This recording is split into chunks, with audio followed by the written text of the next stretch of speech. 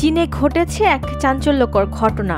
পরকীয়া প্রেমিকের সঙ্গে গোপনে করতে গিয়ে মৃত্যুর মুখে ঢলে পড়লেন ৬৬ বছর বয়সী এক ব্যক্তি। আর এরপরই আদালত দিল এক কঠিন রায়।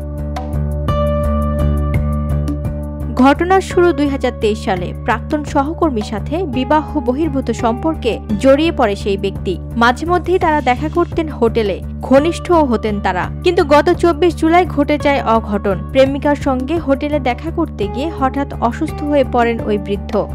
সে সময়ে মৃত্যু হয় তার।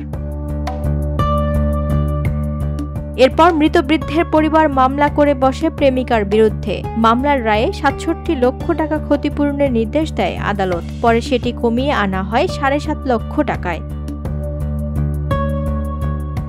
আদালতের পর্যবেক্ষণ, বৃদ্ধের মৃত্যু হয়েছে স্বাস্থ্যগত সমস্যার কারণে, কিন্তু প্রেমিকা চাইলে হয়তো দ্রুত চিকিৎসার ব্যবস্থা করে তাকে বাঁচানো যেত।